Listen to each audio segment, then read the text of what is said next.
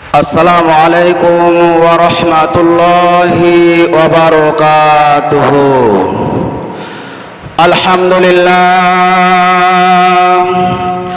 আলহামদুলিল্লাহ নাহমাদুহু ওয়া নাস্তাঈনুহু ওয়া নাস্তাগফিরুহু ওয়া নাউযু বিল্লাহি মিন শুরুরি আনফুসিনা ওয়া মিন সাইয়্যাতি আ'মালিনা। من يهده الله فلا مضل له ومن يضلله فلا هادي له، ونشهد أن لا إله إلا الله وحده لا شريك له، ونشهد أن سيدنا وسندنا وحبيبنا وحبيب طبيبنا ومولانا محمدا عبده ورسوله الذي أرسله بالحق بشيرا ونذيرا وداعيا إلى الله بإذنه وسراجا منيرا. فقد قال الله تعالى في كلامه المجيد والفرقانه الحميد. সকলে আমার সাথে জবান ছেড়ে আওয়াজ দিয়ে বলুন, আউযু বিল্লাহি মিনাশ শাইতানির রাজিম। বিসমিল্লাহির রাহমানির রাহিম। ইন্নাল্লাহা ওয়া মালাইকাতাহু ইউসাল্লুনা আলান নবী ইয়া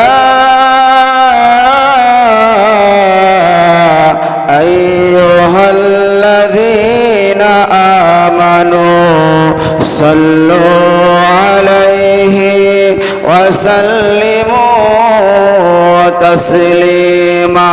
দুরূদ। আল্লাহুম্মা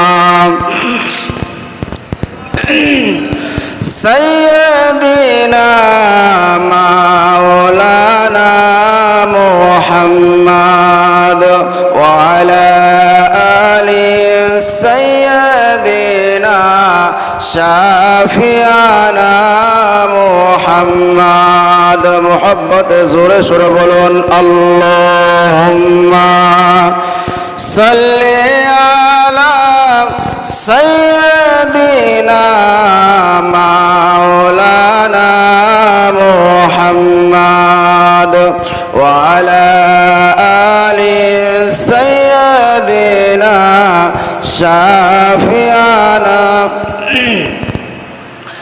रहे मेरे मस्कन हवाली काबा, बोने मेरे मदफान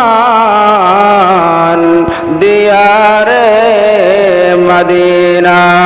अल्लाहुम्मा सल्ली अला सय्यदिना माওলানা মুহাম্মদ ওয়া আলা আলি সাইয়্যিদিনা হাবিবানা মুহাম্মদ। আলহামদুলিল্লাহ, সর্বাগ্যে সর্বপ্রথম সেই মহান আল্লাহ পাকের দরবারে লাখো কোটি শুকরিয়া জ্ঞাপন করে নেই যে মহান রব্বুল আলামিন আমাদেরকে শত ব্যস্ততার মধ্য হইতে আল্লাহ পাকের ঘরের মধ্যে ছাঁটাই বাছাই করে মনোনীত করে পছন্দ করে আল্লাহর ঘর মসজিদের মধ্যে এসে বসে কোরআন এবং হাদিস থেকে কিছু কথা বলা এবং শোনার তৌফিক দান করলেন। সেই মাবুদের দরবারে একবার কালিমাতুশ শুকরিয়া আদায় করি, সকলে জবান ছেড়ে পড়ে নেই আলহামদুলিল্লাহ। আর একটু জোরে সুরে পড়ে নেই আলহামদুলিল্লাহ। লাখ কোটি দরুদ ও সালাম বর্ষিত হোক আকা ইমানদার তাজদারে মদিনা আহমদ মুস্তাফা মুহাম্মদ মুস্তাফা, সেই নবীকে সৃষ্টি না করলে সমস্ত আসমান জমিন চন্দ্র সূর্য গাছপালা তরুলতা বৃক্ষলতা কুল কায়নাতের আল্লাহ পাক কোনো কিছু সৃষ্টি করতেন না। সেই বিশ্ব নেতা বিশ্ব মানবের উপরে দরুদ ও সালাম প্রেরণ করি, সকলে মহব্বতে পড়ে সাল্লাল্লাহু আলাইহি ওয়াসাল্লাম। প্রিয় সুধী সমাজ, আপনারা সকলে কেমন আছেন? গত জুমায় আলোচনা হয়েছিল নেককার সন্তান সম্পর্কে। যদি একটা বাবার সম্পদ নাই, টাকা নাই, পয়সা নাই, কোনো কিছু নাই, সন্তানকে মৃত্যুর সময় ভালো একটা বাড়ি ভালো একটা গাড়ি দিতে পারে নাই, সম্পদ দিতে পারে নাই, কিন্তু সন্তানকে ইলম শিক্ষা দিয়েছে, দিন শিক্ষা দিয়েছে, কোরআন শিক্ষা দিয়েছে, আল্লাহর রাসূলের পরিচয় শিক্ষা দিয়েছে। ওই বাবা মৃত্যুর পরে সন্তানের জন্য আল্লাহ পাকের সুখময় জান্নাতের শান্তি ভোগ করবে, বলুন না সুবহানাল্লাহ। আর সন্তানকে টাকা পয়সা ব্যাংক ব্যালেন্স কোটি কোটি টাকার মালিক বানায় দিল, লাখপতি ধনপতি শিল্পপতি বানায় দিল, গাড়ি বাড়ি নারী সব কিছু দিল, কিন্তু সন্তানকে ইলম শিক্ষা দিল না, দিন শিক্ষা দিল না, কোরআন শিক্ষা দিল না। ওই বাবা মৃত্যুবরণ করার পরে সন্তান যেগুলো বদ আমল করবে, খারাপ কাজ করবে, গুনার কাজ করবে, তার একটি হিস্সা, তার একটু গুনার একটি ভাগ ওই বাবা মার কবরের মধ্যে যাবে। এই জন্য মুসলমান ভাইয়েরা খুব সাবধান। সন্তান আল্লাহ পাক দিয়েছেন একটা বড় একটা নিয়ামত। সন্তান সন্ততি এটা সবচাইতে বড় একটি নিয়ামত, কিন্তু এই সন্তানকে যদি আপনি মানুষের মতো মানুষ করেন তাহলে আপনার কাজে লাগবে, নচেত এই সন্তানই আপনার জন্য জাহান্নামে যাওয়ার কারণ হয়ে যাবে।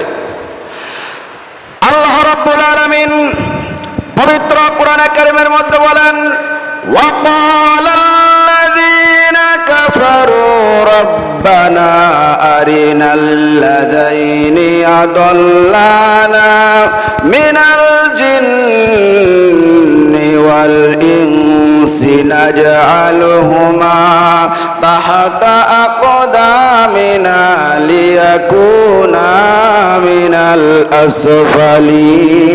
الأسفلين।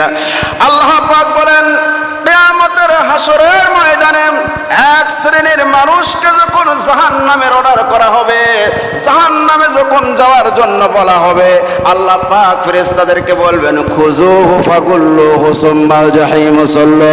হে ফেরেশতারা, ধর জাহান্নামের জিঞ্জির লাগা। ৭০,০০০ ফেরেশতারা ৭০,০০০ জাহান্নামের শিকল লাগায় জিঞ্জির লাগায় যখন টেনে টেনে নিয়ে যাবে, আল্লাহ পাক কোরআনে কারীমের মধ্যে বলেন, ওয়াসিকাল্লাযীনা কাফারু ইলা জাহান্নামা যুমারা। ধাক্কায় ধাক্কায় যখন জাহান্নামের দিকে নিয়ে যাবে, সেই সময় সন্তানেরা বলবে, ওয়াকালাল্লাযীনা কাফারু রব্বানা, হে আমাদের রব, আরিনাল্লাযীনা আদাল্লানা মিনাল জিন্নি ওয়াল ইনসি।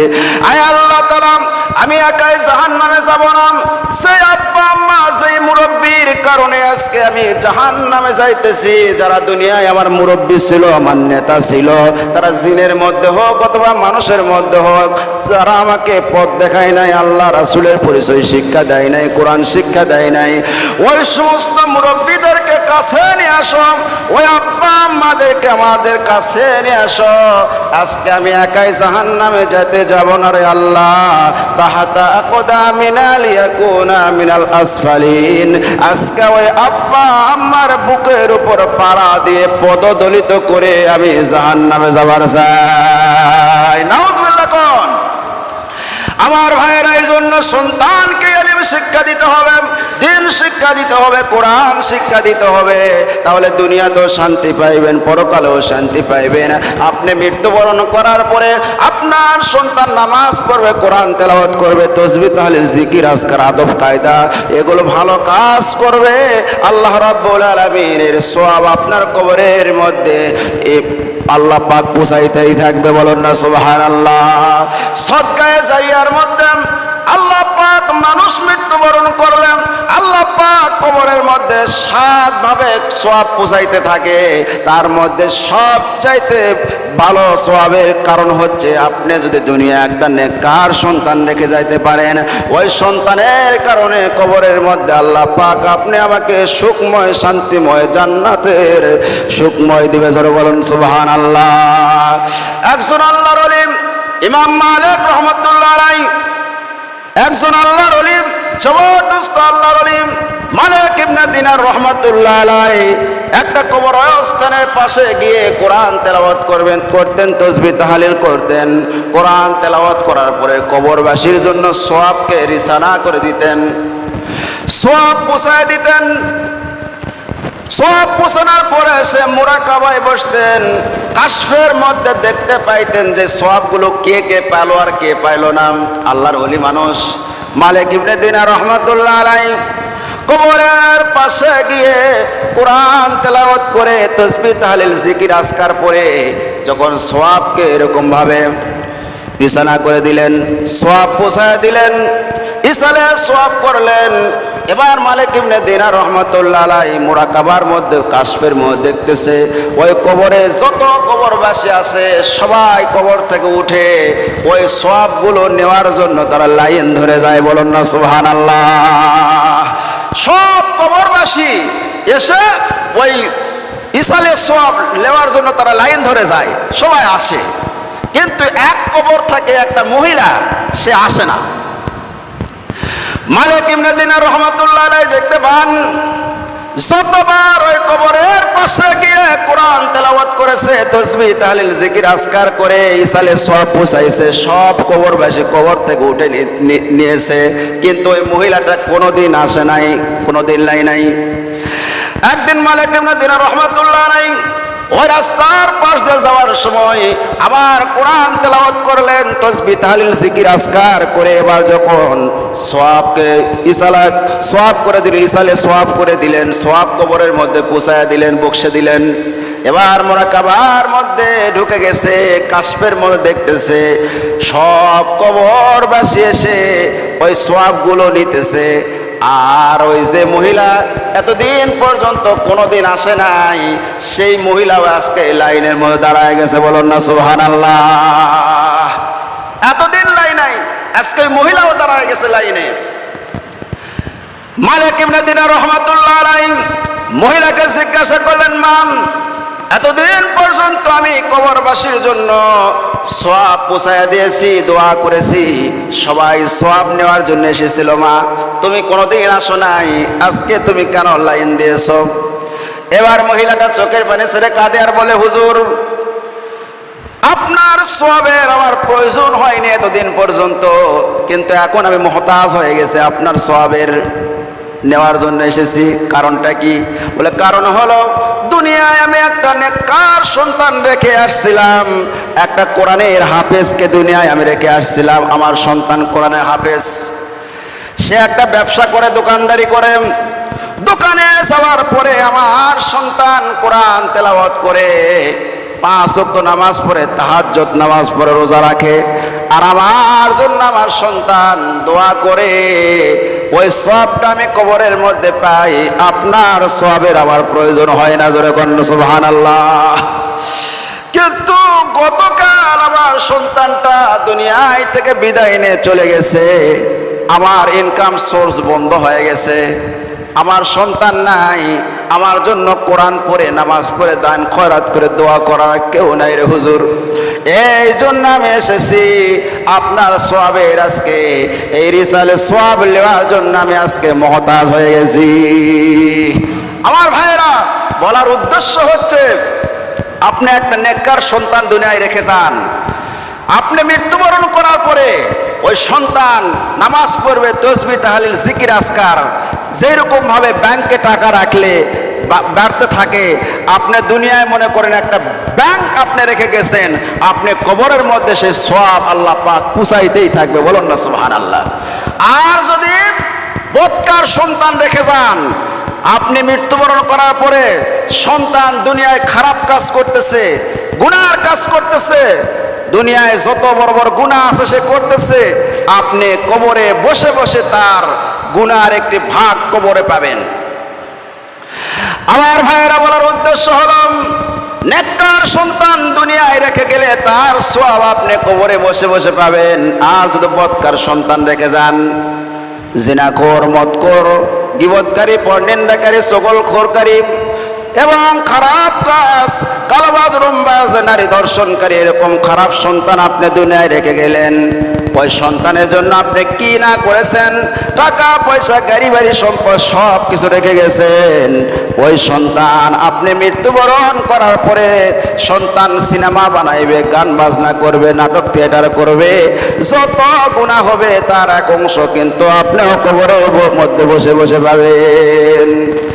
আল্লাহর একজন ওলি যাইতেছেন, আল্লাহর একজন ওলি কবরের পাশ দিয়ে যায়, কবরবাসীদেরকে লক্ষ্য করে সে মুরাকাবার মধ্যে বসেছে, মুরাকাবা করতেছে যে কবরবাসীরা তারা কেমন আছে। আমার ভাইরা, আল্লাহর ওলি যারা হয় তারা কবরের পাশে গেলে চোখ বন্ধ করলে কবরের খবর তাদের কাছে চলে আসে, কন্যা সুবহানাল্লাহ। দেখতেছে ওই কবরবাসী, সব কবরবাসী, উনি যা কোরআন তেলাওয়াত করছে, তাসবিহ তাহলিল জিকির আজকার করে সওয়াব ইসালে সওয়াব করে দিয়েছে, তাদের জন্য বকশে দিয়েছে, সব কবরবাসীরা তার সওয়াব নিয়েছে এবং তারা সবগুলো খুব সুখ শান্তি আনন্দ উল্লাসের মধ্যে আছে। দেখতেছে সবাই জান্নাতি পোশাক পরে, জান্নাতি পেয়ালা, জান্নাতি প্লেট, জান্নাতের খাবার তাদের মুখের সামনে, সবাই হাস্যবাস্যর চেহারা সবার। তার মধ্যে দেখতেছে একজন মানুষ, তার সামনে কোনো খাবার নাই, সুন্দর প্লেট নাই, গায়ের মধ্যে জীর্ণ শীর্ণ কাপড় এবং দুর্গন্ধময় কাপড়, সে খুব কষ্টের মধ্যে আছে। আল্লাহর ওলি তার পাশে গিয়ে বলতেছেন, হে আল্লাহর বান্দা, তোমার কবরের এই কষ্টর কারণটা কি? এই কবরবাসী যত মানুষ আছে সবাই খুব সুখ শান্তিতে আছে, তোমার এই কষ্টর কারণটা কি? বলছে, হুজুর, এই যতগুলো মাইয়াত আছে সমস্ত মাইয়াতের কারো ছেলে আছে দুনিয়ায় ভালো, কারো মেয়ে আছে দুনিয়ায় ভালো, এই সন্তানেরা তারা নামাজ পড়ে, তাসবিহ তাহলিল জিকির আজকার করে, বাপ মায়ের জন্য দোয়া করে, আর তারা কবরে বসে বসে সওয়াব পায়, শান্তি পাইতেছে, তারা জান্নাতের খাবার খায়, জান্নাতের পোশাক পরে, জান্নাতের আভা তারা ভোগ করতেছে। কিন্তু হুজুর, আমার একটাই মাত্র সন্তান, একটা মেয়ে, সেই মেয়েটা বাজারি মেয়ে, সেই মেয়েটা খারাপ মেয়ে, ওই মেয়েটা খারাপ কাজ করে, গুনার কাজ করে। আমি যে বাবা, আমার জন্য কোনোদিন দোয়া করে না, আমার জন্য নামাজ কালাম তাসবিহ তাহলিল কিছুই করে না হুজুর। ওই মেয়েটার কারণে কবরের মধ্যে আমার শান্তি কষ্ট হইতেছে হুজুর গো।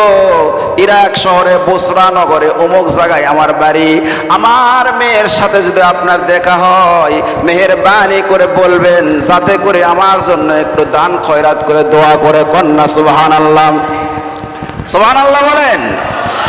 আল্লাহর ওলি এবার মুরাকাবায় থেকে বাহির হওয়ার পরে সকালবেলা চলে গেলেন, যাওয়ার পরে দেখতেছে, মানুষকে জিজ্ঞাসা করলেন, বলছে হ্যাঁ মেয়েটা আছে, কিন্তু মেয়েটা তো খারাপ মেয়ে, বাজারিয়া মেয়ে। খবর নিয়ে চলে গেলেন, কোথায় আছে এখন? ওই যে সমুদ্রের পারে, সমুদ্রের ওখানে গিয়েছে, সমুদ্রের কিনারে। আল্লাহর ওলি চলে গেলেন, দেখতেছে মেয়েটা অর্ধ উলঙ্গ অবস্থায় গলা পানির মধ্যে সে গোসল করতেছে।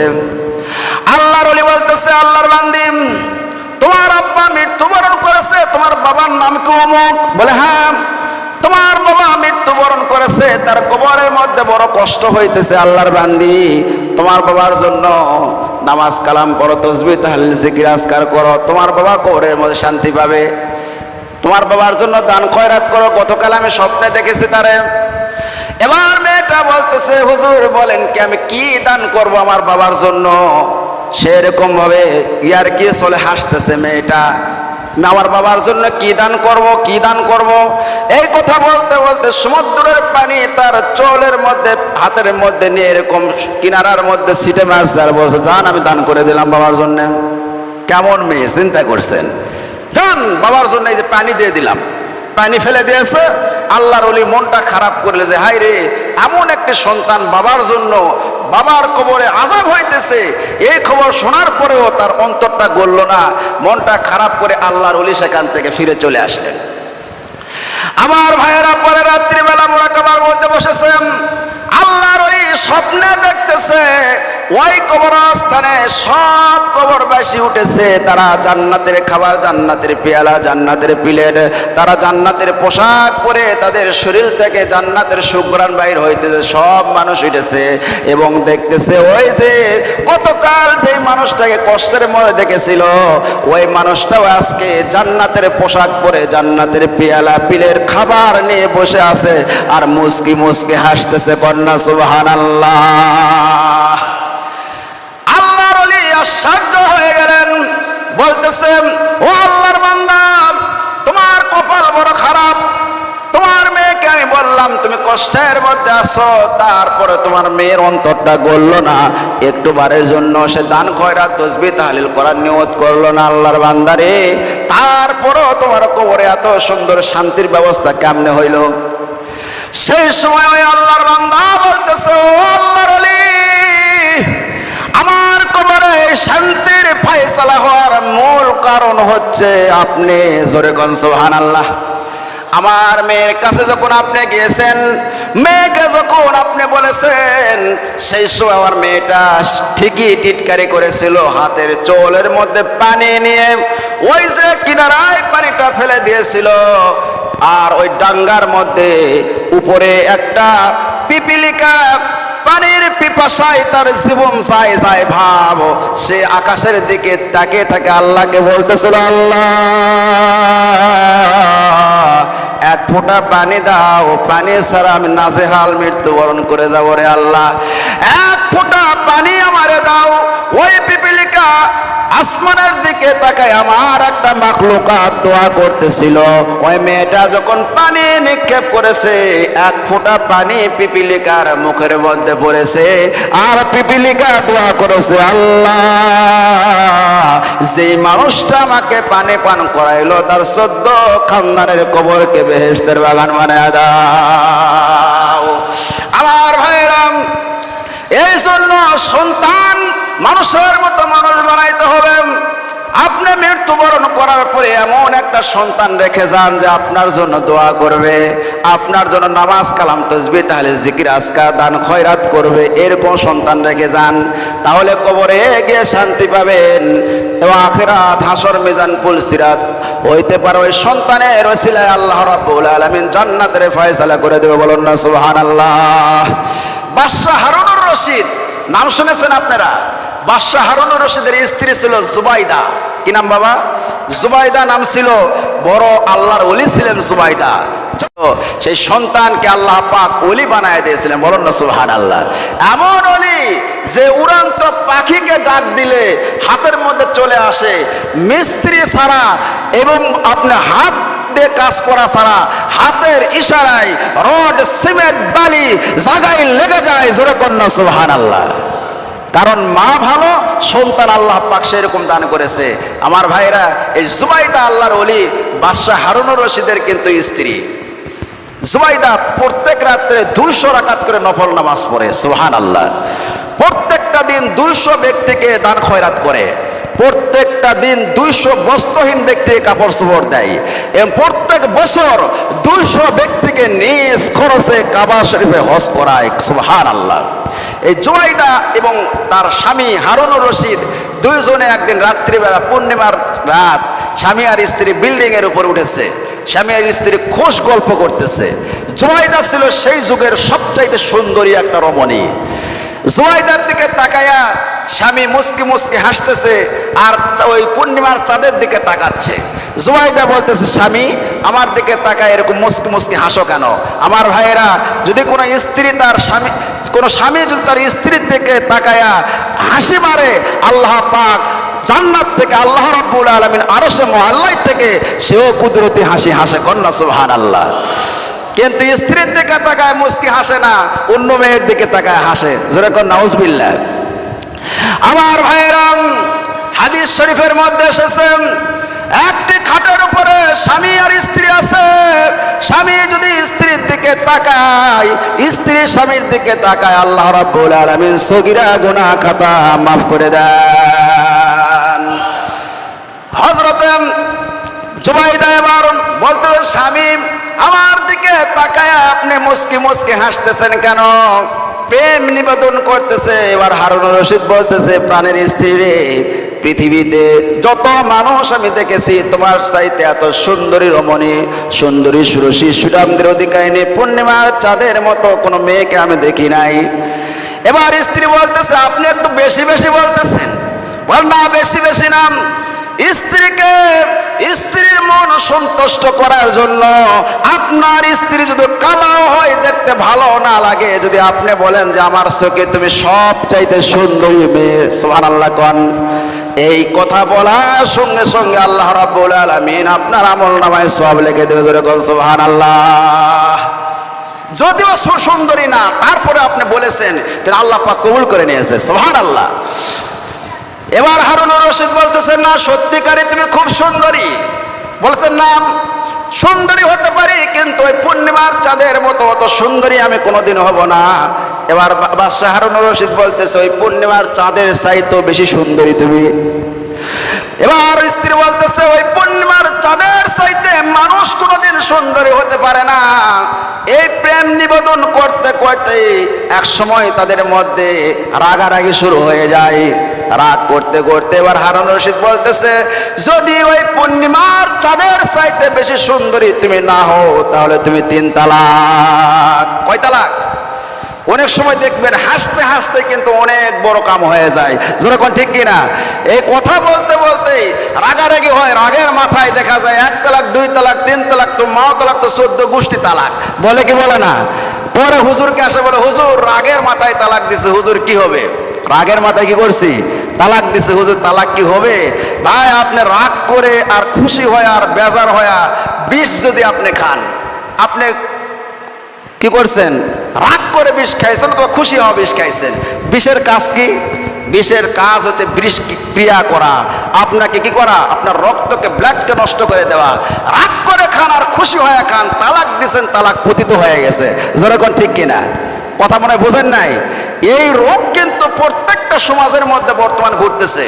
আর শয়তান চায় যে ইমানদার মুমিনের সংসারের মধ্যে শান্তি যেন না হয়। শয়তান সব সময় চায় ইমানদারের সংসারের মধ্যে বিশৃঙ্খলা, বিচ্ছেদ ঘটাতে চায় শয়তান। আর আল্লাহ পাক চায় স্বামী আর স্ত্রীর মধ্যে মিল মোহব্বত, যেরকম সুবহানাল্লাহ। আমার ভাইয়েরাম, এই জন্য আসেন, যদি 1 তালাক 2 তালাক দেন সেটা বিষয় আলাদা, কিন্তু আপনি 3 তালাক দিয়ে ফেলে দিচ্ছেন। আর হুজুরের কাছে আসে বলতে, হুজুর আপনি একটু তওবা টওবা পরে নতুন করে বিয়া পড়ায় দেন। বুঝেন নাই কথা? আর হুজুর দেখতেছে যদি বিয়া পড়ায় দেয়, যে 3 তালাক দিছে গোপনভাবে, 2 তালাক কিন্তু লয়, 3 তালাক দিছে, 2 তালাকের বিষয়টা আলাদা। 3 তালাক দিয়েছে হুজুর, এখন দেখতেছে যদি আমি বিয়া না পড়াই, কারণ নেতা মানুষ, আমার খবর হবে, আমার ইমামতি চাকরি চলে যাবে, আমার স্কুল মাদ্রাসার চাকরি থাকবে না। হুজুর ভয়ের চোটে বিয়া পড়া দিল, পরের দিন যা ইমামতিও নাই, চাকরিও নাই, ওই বিয়া পড়ানোটাও হারাম হয়ে গেছে, যেরকম ঠিক কিনা? হারাম কাজে আপনি সহযোগিতা করলে, আপনিও হারাম কাজে সহযোগিতা করলেন। ওই বিয়ার মধ্যে আপনি থাকলে আপনিও হারাম কাজে সহযোগিতা করলেন। কথা আমরা বুঝেন নাই? আমার ভাইরা খুব সাবধান, যেটা হারাম, যতই বড় মুফতি, মুহাদ্দিস, মুফাসসির, হাজী, গাজী, গাউস, কুতুব, যার কাছে যান না কেন, হারাম হারামই, যেরকম ঠিক কিনা? আল্লাহর কাছে 2টা জিনিস হালাল কিন্তু অপছন্দনীয়, আল্লাহ পাক পছন্দ করে না। 2টা জিনিস হালাল, তারপরে আল্লাহ পাক পছন্দ করে না। একটা হচ্ছে তালাক, আর একটা হচ্ছে কি ভিক্ষা আবৃত্তি, ভিক্ষা করা। এই 2টা জিনিস কিন্তু সমাজের মধ্যে দেখা যায় যে রাগ উঠলে আপনি রাগ উঠছে, রাগকে কন্ট্রোল করেন, কন্ট্রোল করতে পারছেন না, বাড়িতে বের হয়ে যান, চুপ থাকেন।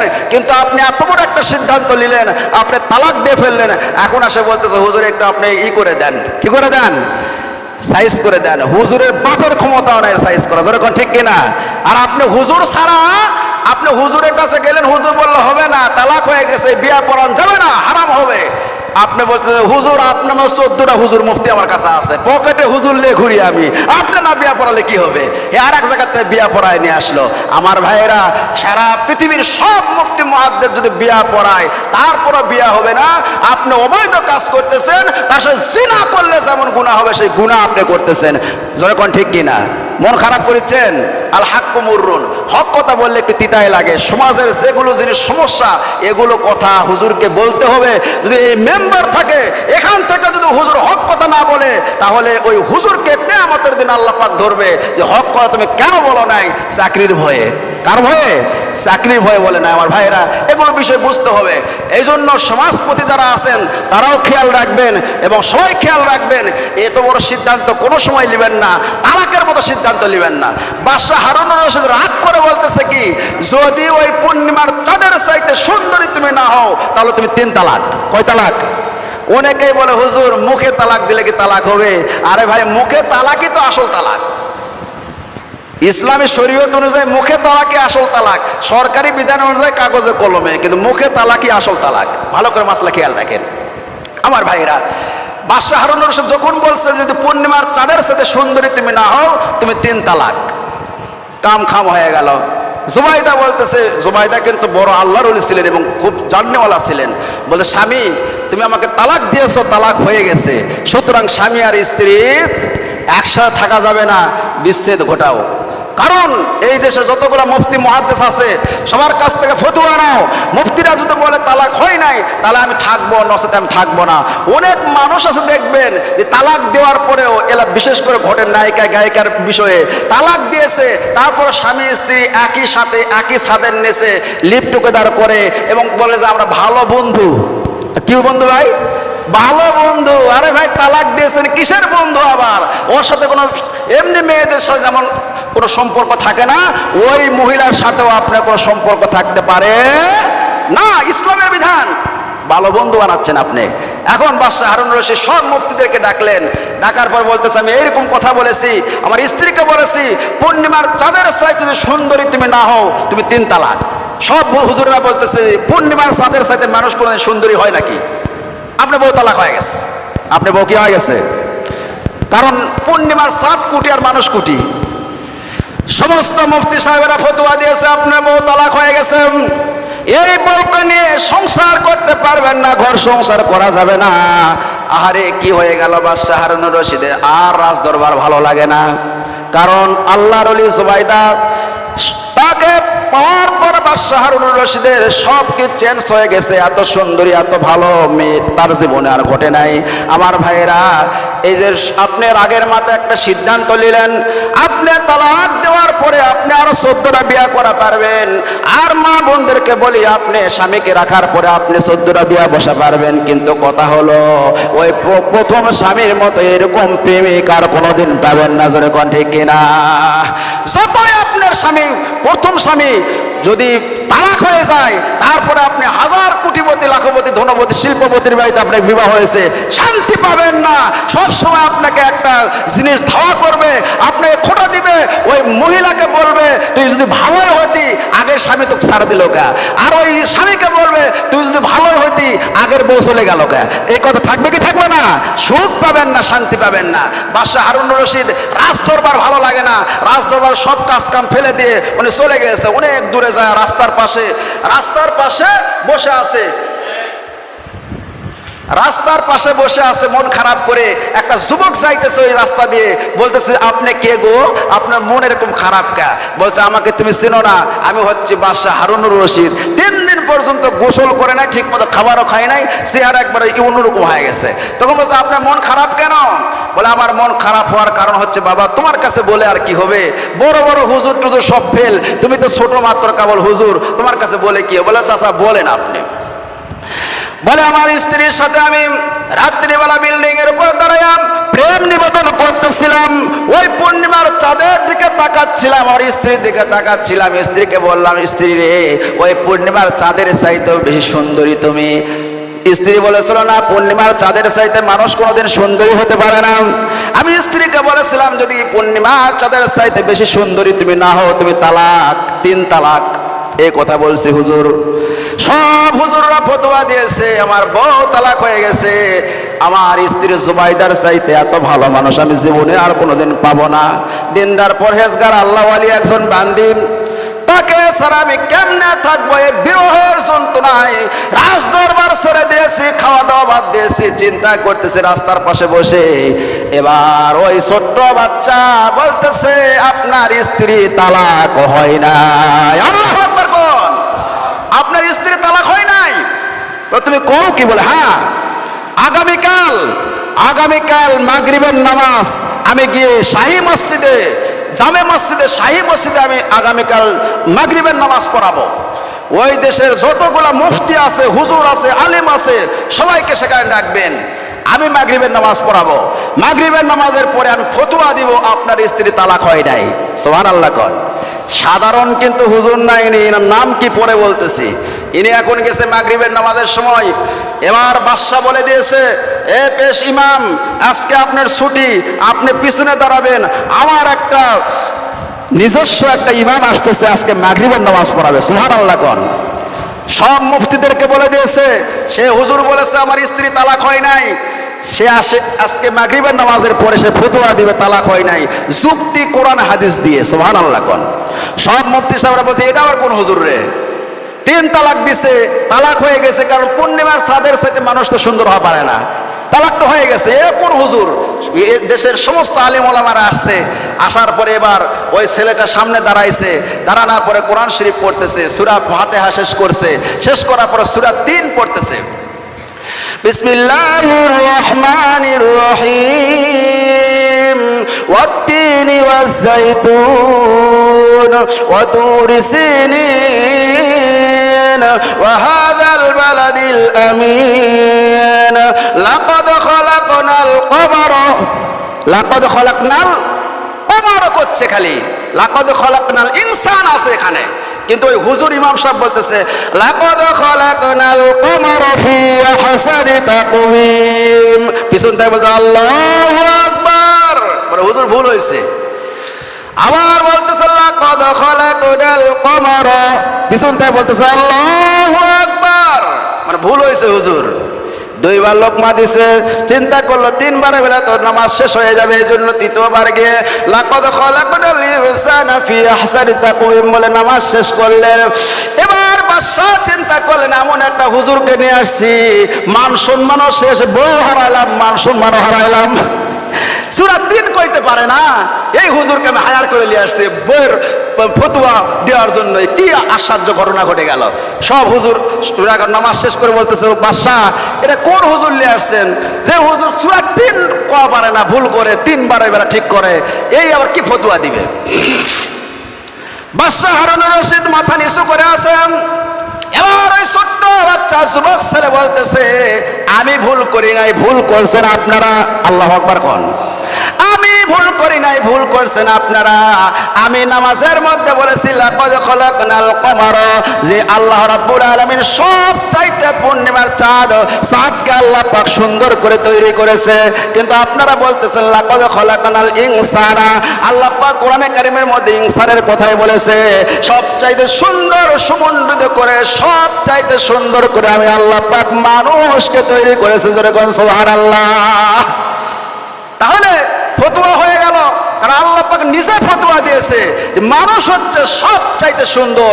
এখানে আল্লাহ পাক ওই কুমারের কথা, আল্লাহ পাক সুন্দরের কথা, পূর্ণিমা চাঁদের কথা বলে নাই, মানুষের কথাই বলেছে।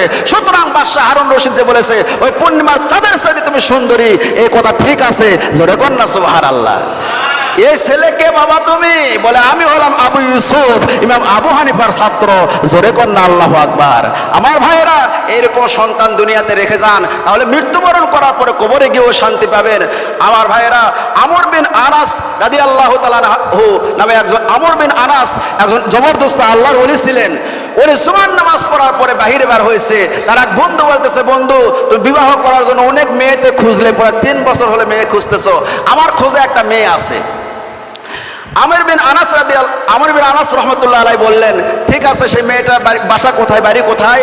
বলেছে মেয়েটা দেখতে শুনতে তেমন একটা বেশি ভালো না, শ্যামলা হবে গায়ের কালার, কিন্তু দিনদার পরহেজগার, কোরআনের হাফেজা। সুবহানাল্লাহ কোন? বলে যে কোরআনের হাফেজা হয় তাহলে আমি আর মেয়েকে দেখবো না, আমি বিবাহ করতে চাই। সংক্ষিপ্ত বলতেছি, ছেলে ভালো হলে যে ভালো হয় এ একটা ছোট্ট ঘটনা। এবার আমের বিন আনাস রাদিয়াল্লাহু রহমতুল্লাহ আলাই উনি বিবাহ করলাম, মেয়েকে দেখতে চাই না, যেভাবে গুণকীর্তন তুমি বললাম বিবাহ করতে চাই। দিন তারিখ হয়ে গেল, বিবাহ হয়ে গেল। বাসর ঘরে ঢোকার পরে মেয়ের দিকে না তাকায়া আমের বিন আনাস উনি জায়নামাজ বিছায়া নামাজ আদায় করলেন। নামাজ আদায় করার পরে স্ত্রীর ঘোমটাটা খুলে দেখতেছে কালো কুচ্ছিরি। আমের বিন আনাস বলে আমার দৃষ্টিতে এত কালো মেয়ে আমি জীবনে কোনোদিন দেখি নাই, এত কালো কুচ্ছিরি, চেহারাও দেখতে ভালো না। ও বলেছে যে আমি যে 3 বছর হলো বিয়ে করি নাই, ভালো একটা সুন্দরী মেয়ে বিবাহ করবে একটা আশা ছিল, এটা কি বিবাহ করলাম। ওই তার বন্ধু তাকে ধোকা দিয়েছে, এই চিন্তা ভাবনা করে ওই ঘোমটা খুলে রাখছে, বাইরে চলে গেছে, কান্নাকাটি করতেছে, আল্লাহ এটা আমার জীবনে তুমি কি দিলে, আল্লাহ এটা কেমন পরীক্ষা।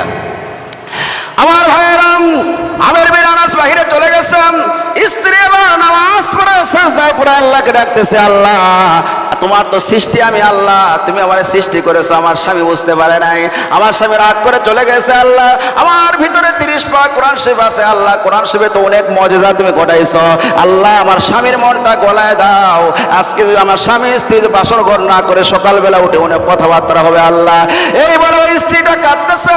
মুনাজাত শেষ করার পরে বাহিরে আসে, আমের বিন আনাসের হাত ধরলেন, বলে প্রাণের স্বামী রে, আমাকে তো আমি নিজে সৃষ্টি করি না, আমার আল্লাহ সৃষ্টি করেছে, আল্লাহ রাব্বুল আলামিন এই কালো মানুষের ভিতর থেকে কোনো বরকত দান করতে পারে, জোরে কোন সুবহানাল্লাহ।